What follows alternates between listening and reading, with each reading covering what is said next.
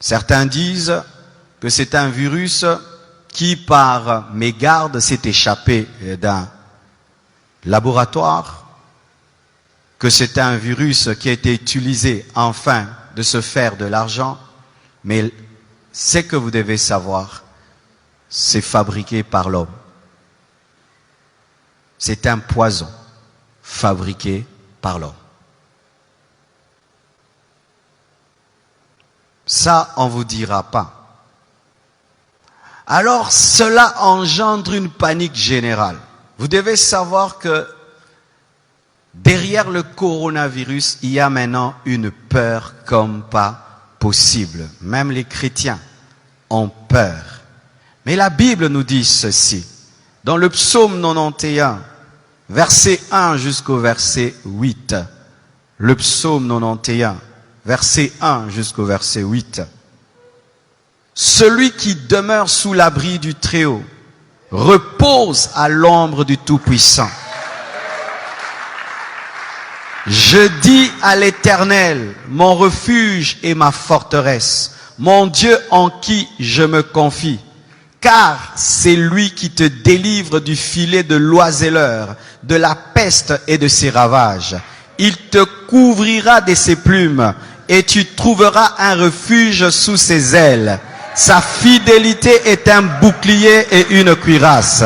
Tu ne craindras ni les terreurs de la nuit, ni la flèche qui vole de jour, ni la peste qui marche dans les ténèbres, ni la contagion qui frappe en plein midi. Que 1000 tombent à ton côté et 10 000 à ta droite, tu ne seras point atteint. De tes yeux seulement, tu regarderas et tu verras la rétribution des méchants.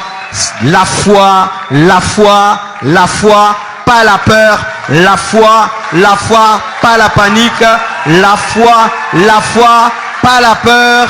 Le chrétien n'a pas peur de la mort. S'il meurt, il va au ciel. S'il vit, il prêche l'évangile. S'il meurt, il va dans les paradis. S'il vit, il adore Jésus. S'il meurt, il va dans la nouvelle Jérusalem céleste. S'il meurt, il va au paradis. Et s'il vit, il prêche l'évangile. Que je vive, que je meure, c'est bon. Que je vive, que je meure, c'est bon. Je vis, je vous prêche. Je meurs, je vois Jésus. Je vis, j'enseigne. Je meurs, je rentre auprès de papa. Tout est bon. Amen. Ce ne serait pas normal que pendant que le païen a peur, le chrétien a peur. Dieu nous promet sa protection dans les épidémies. Dieu nous promet sa protection dans les pandémies. Une pandémie, c'est lorsque une épidémie quitte un continent et va vers un autre. Et là, nous sommes plus dans une épidémie, nous sommes dans une pandémie. Mais malgré la pandémie, Dieu te dit qu'il va te protéger, il va te garder, il va te sécuriser. Ne tombe pas dans la panique, ne tombe pas dans la peur de la mort. Dieu te protège. Amen. Mais est-ce que pour autant, parce que Dieu nous protège, parce que Dieu nous garde, que nous n'allons pas respecter les mesures sécuritaires? Est-ce que parce que Dieu nous garde, parce que Dieu nous protège, que nous allons continuer à nous saluer et mettre les mains sur nos bouches? Est-ce que parce que Dieu nous protège, que quelqu'un va tousser à côté de moi et je vais lui dire tousse encore? Est-ce que parce que Dieu nous protège, que quelqu'un sera enrhumé à côté de moi et plein de fièvre, que je veux lui dire ça ne fait rien? Non. L'équilibre. Je n'ai pas peur de la mort. Je n'ai pas peur de la maladie, mais je ne dois pas tenter Dieu. La Bible dit que vous boirez des breuvages mortels et vous ne mourrez point. Mais est-ce que pour autant tu vas prendre le poison? Si par mégarde on t'empoisonne, Dieu te protège. Mais si tu sais que le plat est empoisonné, tu ne le prends pas. C'est pourquoi nous devons, malgré que nous sommes des chrétiens, respecter les mesures sécuritaires. On ne se salue plus avec les mains. Amen. On vous impose les mains de loin. Parce qu'un pasteur peut être vecteur de beaucoup de microbes. Hein. Je te touche, tu transpires et puis j'impose à 20 personnes. Je prendrai donc sur ta tête ta transpiration que je vais communiquer à 20 personnes. Alléluia. Ainsi, nous devons, malgré que nous sommes des chrétiens et que nous n'avons pas peur, nous ne devons pas tenter Dieu. Amen. Hein? Nous devons. Alors, nous ne devons pas nous moquer de ces églises. Nous entendons en Europe, elles ont fermé. Ah, le pasteur n'a pas la foi. Le pasteur n'a pas la foi. Le pasteur n'a pas la foi. En Europe, il y a des gens qui ont été contaminés à l'église. Il y a des prédicateurs qui ont été contaminés. Il y a des familles de pasteurs qui ont été contaminées. Ce n'est pas parce que tu es chrétien que tu es fou. Amen, hein? Ce n'est pas parce que tu es chrétien que tu sais qu'à l'école, il y a des enfants malades. Toi aussi, tu envoies tes enfants. Ce n'est pas parce que tu es chrétien que tu es médecin que tu ne vas pas porter le cache-nez. Ce n'est pas parce que tu es chrétien que tu ne vas pas laver les mains. Ce n'est pas parce que tu es chrétien que tu ne vas pas veiller sur ta santé. Sinon, il ne faut pas manger. Dieu va te nourrir. Il ne faut pas te laver. Dieu va te laver. Amen, hein? Alors, mes frères, ne tombons pas dans la folie. Ayons la foi. Amen, hein? Même Jésus, quand on voulait le tuer avant le temps, il fuyait.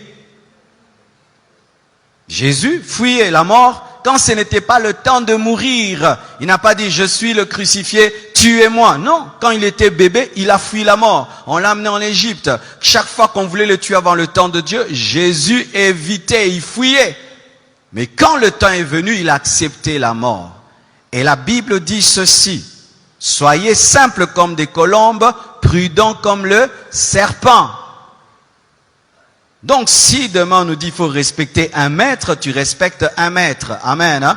Si demain on dit, eh ben, maintenant il y a des millions de personnes, même au Congo, les églises ferment, on ferme. Fermer l'église, ce n'est pas fermer la foi. Fermer un bâtiment, ce n'est pas fermer l'église, parce que l'église n'est pas un bâtiment. Je vais venir là. Amen. Hein? Parce qu'il y a des gens qui, au nom de la foi, ils vont aller tenter Dieu et Dieu va leur prouver ce verset de Matthieu 4, versets 5 à 7. La Bible dit dans Matthieu 4, versets 5 à 7, le diable transporta Jésus dans la ville sainte, le plaça sur le haut du temple et lui dit, si tu es le Fils de Dieu, jette-toi en bas, mets-toi en danger. Si tu es le Fils de Dieu, jette-toi en bas. Mets-toi en danger, Dieu te protège, car il est écrit, il donnera des ordres à ses anges à ton sujet, et ils te porteront sur les mains. Il lui présente une promesse de protection. Maintenant, il dit, mets-toi en danger, parce que Dieu a dit qu'il va te protéger quand tu seras en danger. De peur que ton pied ne heurte contre une pierre. Jésus lui a dit quoi? Tu as raison, je vais te prouver que je suis Fils de Dieu, je vais me jeter et les anges vont venir. Il a fait ça. Il a dit quoi? Tu ne tenteras pas le Seigneur ton Dieu. C'est dire quoi? Tu n'obligeras pas Dieu à agir. On n'oblige pas Dieu à agir même s'il a promis. Dieu, tu as dit que 1000 tombent à ma droite, 1000 à ma gauche. Tu vois 50 personnes en train de tousser là-bas, d'éternuer. Tu viens là-bas, robo-bo-bo-bo. Vous avez Covid-40. Amen, hein? Parce que même j'ai écrit sur Internet, vous savez, la conférence qui était prévue à Montréal a été annulée. Ils m'ont appelé, ils m'ont dit que c'est annulé parce que la loi là-bas a interdit pour la sécurité du peuple. Et les gens disent, oh, si vous étiez des hommes de Dieu, il fallait que vous puissiez, il fallait quand même tenir cette action-là. Même si tu la tiens. Mais les gens vont pas venir. Et même s'ils viennent, ici ils viennent, et alors tu vas mettre en danger la vie des gens pour prouver que toi tu as la foi. Prends tes propres enfants, fais-leur ça. Moi, je ne suis pas un fou, je suis un homme de foi. Il y a une différence entre folie et foi. Amen. Hein? Alors, mes frères et sœurs, Jésus ne s'est pas jeté parce que Dieu a dit qu'il allait le protéger. Mais si on le poussait, Dieu allait le protéger. Mais là, on ne l'a pas poussé. C'est-à-dire, tu te retrouves dans un endroit et tu as mis toutes les mesures, mais tu touches sur un poignet. Et il y avait quelqu'un qui a laissé là le Covid. Toi, tu touches, tu ne savais pas. Et puis tu mets là, Dieu te garde. Mais si Dieu te dit, attention, le poignet est sale, prends vraiment l'alcool, lave.